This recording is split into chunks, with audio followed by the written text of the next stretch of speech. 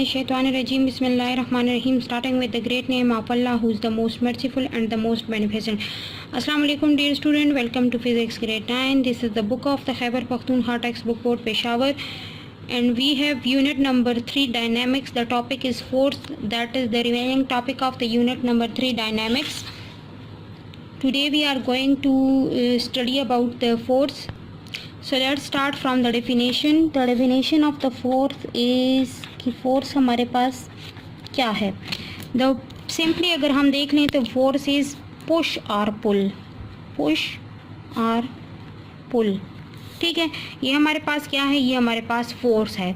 और अगर हम देख लें फिजिक्स पॉइंट ऑफ व्यू से तो डिफिनेशन हमारे पास क्या है. A force is an agent which moves or tends to move. हमारे पास फोर्स क्या है कि वो किसी ऑब्जेक्ट को मूव करता है या उसको हरकत करने पर मजबूर करता है, एक जो स्टेशनरी ऑब्जेक्ट होता है उसको. या हमारे पास क्या होता है कि वो स्टॉप करता है या ट्राइज टू स्टॉप्स और ट्राइज टू स्टॉप या टेंस टू स्टॉप. हमारे पास क्या करता है, stop a moving body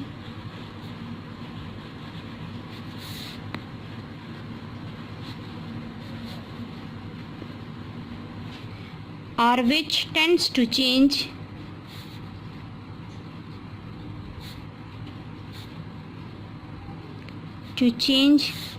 the speed and direction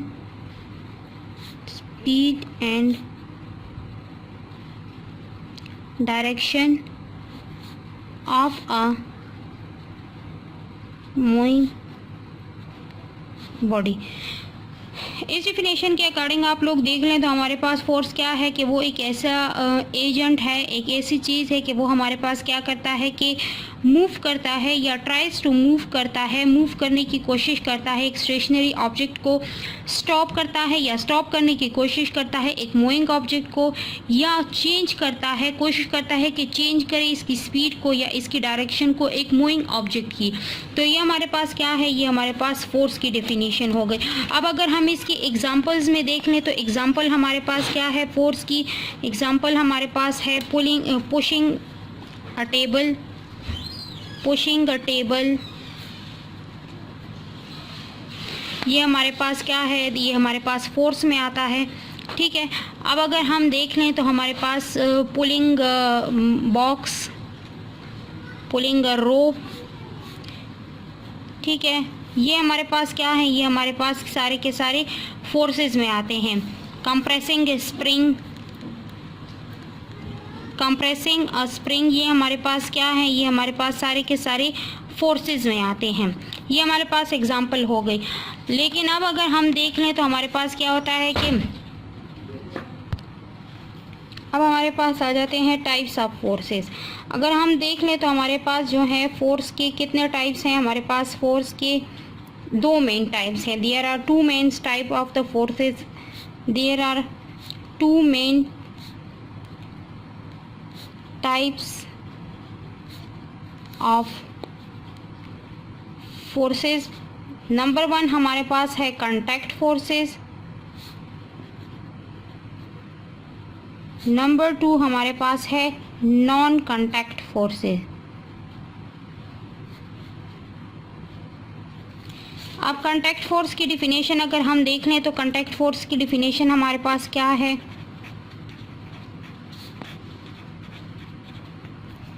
तो कांटेक्ट फोर्स हमारे पास है the force that involves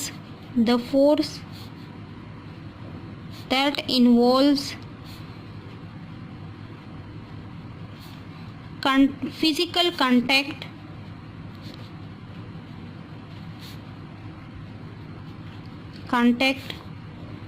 between objects. ये हमारे पास एक ऐसी फोर्स है कि जिसमें हमारे पास क्या होता है कि फिजिकल कंटैक्ट्स बिटवीन ऑब्जेक्ट हो, तो उस फोर्स को हम क्या कहते हैं, उसको हम कंटैक्ट फोर्स कहते हैं.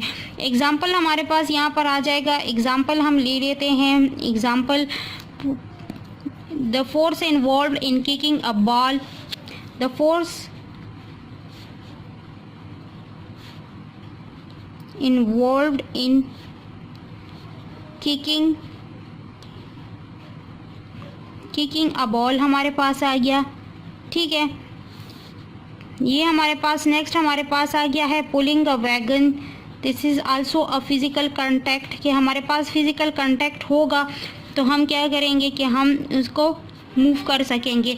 नेक्स्ट हमारे पास आ जाता है कंप्रेसिंग स्प्रिंग। अगर हम स्प्रिंग को हाथों की मदद से कंप्रेस करेंगे तो स्प्रिंग कंप्रेस होगा, तो वरना तो हमारे पास कंप्रेशन उसकी पॉसिबल नहीं है। इसके अलावा अगर हम देख लें कि हम जो झूला होता है उसको अपने हाथों से उस पर फोर्स अप्लाई करेंगे, उसको पुश करेंगे तो वो हमारे पास मूव करेगा। अगर हम हाथों की मदद से उसके साथ फिजिकल कांटेक्ट में नहीं आएंगे तो वो कभी भी खुद ब खुद मूव नहीं होगा, ठीक है। अब हमारे पास नेक्स्ट जो पॉइंट आ जाता है वो हमारे पास है नॉन कांटेक्ट फोर्सेस। अब यहाँ पर आपके जहन में एक क्वेश्चन अराइज होता होगा कि अगर हम झूले को इसी तरह से छोड़ दें और बहुत ज़्यादा तेज़ हवा हो तो हमारे पास क्या होता है कि वो खुद ब खुद मूवमेंट करता है, तो वहाँ पर हमारे पास अब एयर रेजिस्टेंस आ जाता है। ऐसी चीज़ें जो हमारे पास नेचुरली मौजूद होती हैं तो उन चीज़ों को हम कह सकते हैं कि वो हमारे पास कांटेक्ट फोर्सेस में आ सकती हैं, क्योंकि वो हमारे पास नेचुरली अकरिंग हो रही होती है। लेकिन अगर हम यूं ही फिज़िकल कांटेक्ट को देख लें तो फिज़िकल कांटेक्ट मीन्स कि हमारा राब्ता उस चीज़ के साथ आ रहा होगा, हमारा राब्ता उस चीज़ के साथ आ रहा होगा तो हम जो है उसको कह सकते हैं कि ये हमारे पास क्या है, कि ये हमारे पास कांटेक्ट फोर्सेस में आ रहा है। इसको हम कह सकते हैं कि ये हमारे पास this is also known as contact forces. Non contact forces को हम क्या कह सकते हैं, this is also known as, इसको हम कह सकते हैं फील्ड फोर्सेस। ये हमारे पास फील्ड फोर्सेस भी कहला सकता है, ये हमारे पास क्या कहला सकता है, ये हमारे पास फील्ड फोर्स भी कहला सकता है। अब हमारे पास यहाँ पर आ जाएगा, सॉरी, तो फील्ड फोर्स में हमारे पास आ जाता है कि that forces which do not involve physical contact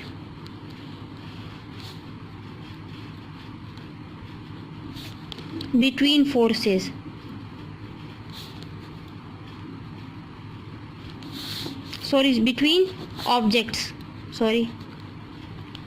between objects हमारे पास आ जाता है कि अगर हमारे पास ऑब्जेक्ट के दरमियान फिजिकल कांटेक्ट ना हो तो उसको हम क्या कहेंगे, उसको हम नॉन कांटेक्ट फोर्सेस कहेंगे। एग्जांपल में हमारे पास क्या आ जाएगा, एग्जांपल में हमारे पास ग्रेविटेशनल फोर्स आ जाएगा। ग्रेविटेशनल फोर्स हमारे पास आ जाएगा यहाँ पर ग्रेविटेशनल फोर्स, और नंबर 2 हमारे पास आ जाएगा electromagnetic forces. Electromagnetic force, electromagnetic force involve the two forces, that is electric field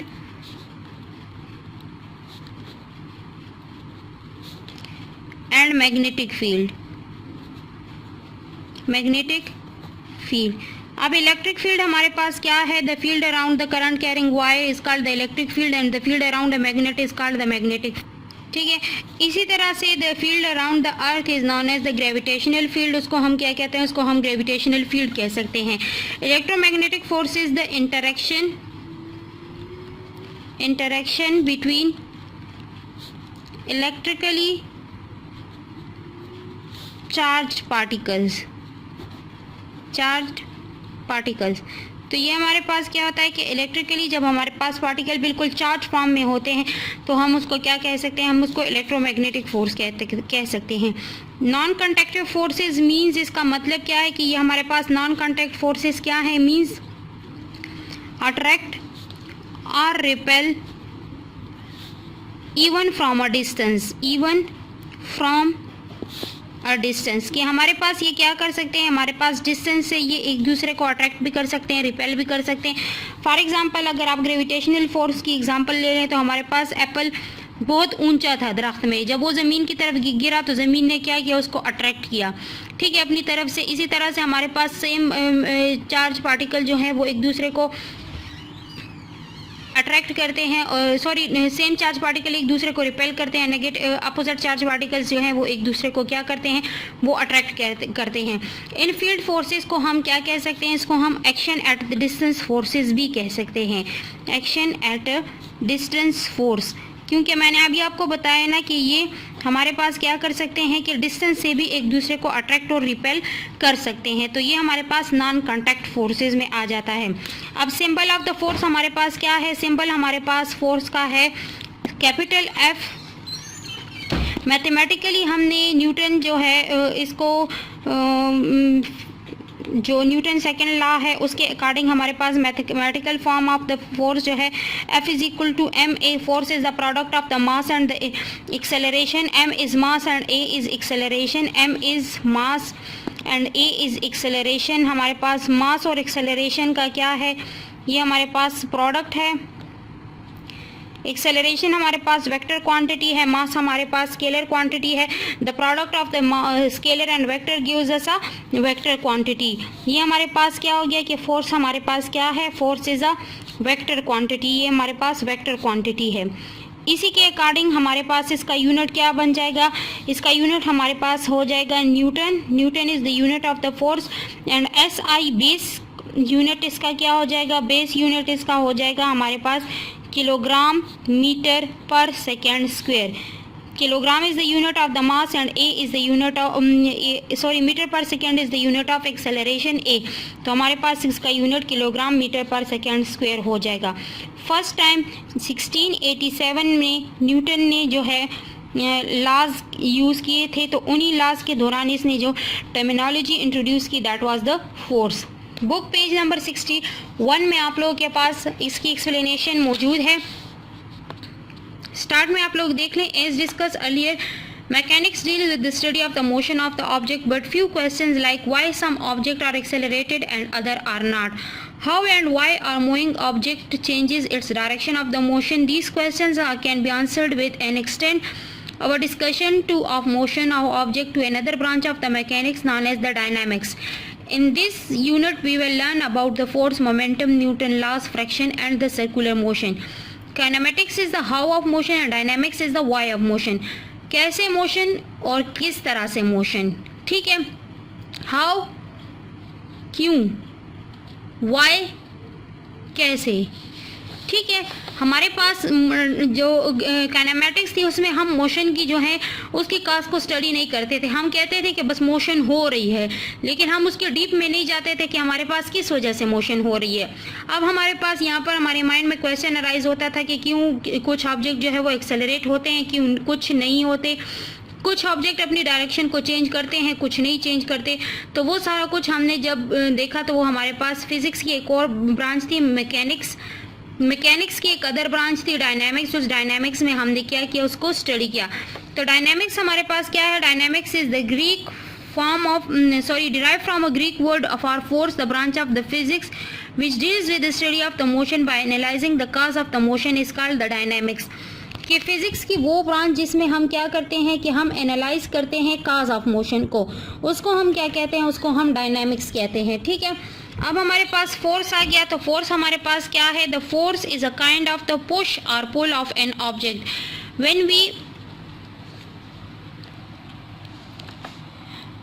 When we push a steel car, hit the nail with the hammer or drag a chair, we are exerting force on each case. We can think of the different ways in which we can move this textbook. We can push or pull it. We can tie a string around it to pull on the string. We often call these contact forces because the force is exerted when an object comes in the contact with another object. As we are holding this physics book right now, our hands are exerting force, a contact force on it. They are the other types in which we can change the motion of the textbook. We can drop it as learned in the chapter number 2 kinematics. It would accelerate as it falls to the ground. The time the gravitational force of the earth, which is a non-contact force, is acting on the book, which is causing this acceleration. We call such forces as non-contact forces. Field forces are action at the distance forces. अब अगर हम physics की book को पकड़ रहे हैं तो हमारे पास जो यहाँ पर कांटेक्ट आ रहा है वो हमारे पास फिजिकल कांटेक्ट आ रहा है, क्योंकि हमारे हाथों ने उस पर फोर्स अप्लाई किया है। लेकिन अब अगर हम फिजिक्स की बुक को छोड़ देते हैं तो वो ज़मीन की तरफ अट्रैक्ट हो रही है, तो वहाँ पर हमारे पास कौन सी फोर्स है, वो हमारे पास नॉन कांटेक्ट फोर्स है। उसको हम फील्ड फोर्स भी कहते हैं, उसको हम action at the distance forces भी कह सकते हैं। Forces can cause object to start moving, speed up or slow down or change the direction as they move. In other words, to accelerate an object, a force is needed, but sometimes we apply force and object does not move. For example, when we apply force on the wall, wall does not move. हमारे पास force क्या करती है, start motion भी कर सकती है, speed up भी कर सकती है, स्लो डाउन भी कर सकती है और डायरेक्शन को भी चेंज कर सकती है। लेकिन कभी कभार हम फोर्स अप्लाई करते हैं और हमारे पास चीज़ें मूव नहीं होती। जैसे हम किसी दीवार पर फोर्स अप्लाई करते हैं तो दीवार अपनी जगह पर स्टेबल होती है, तो वो हमारे पास मूव नहीं होती। At times cannot even stop a moving body. For example, we fail to stop a moving truck even we apply force. हम क्या कर सकते हैं कि हम मूविंग ऑब्जेक्ट पर भी फोर्स अप्लाई करें तो हम उसको स्टॉप नहीं कर सकते।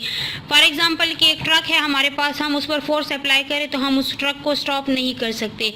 Definition of the force: force is the physical quantity which moves or tends to move a body, stops or tends to stop a moving body. In other words, force is a physical quantity changes or tends to change the velocity, both magnitude and direction, acceleration of the body. In system, international system, the unit of the force is Newton, first letter small, and is represented by the symbol N.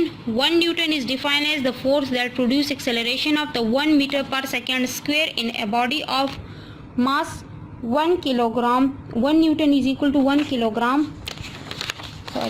1 kilogram meter per second square. Newton is equal to kilogram meter per second square. That was the definition of the force and explanation about the topic of the force. Its unit is Newton. SI base unit में kilogram metre per second है। हमारे पास Newton को capital N से represent करते हैं, force का symbol capital F है हमारे पास। मैथमेटिकली फॉर्म हमारे पास इसकी है F is equal to M a, और क्वांटिटी हमारे पास वेक्टर क्वांटिटी है। सीखने और पढ़ने का अमल जारी रखिए और जानने और सीखने के लिए वीडियो को बार बार रिप्ले कीजिए। Thank you so much. Stay blessed and अल्लाह हाफिज़।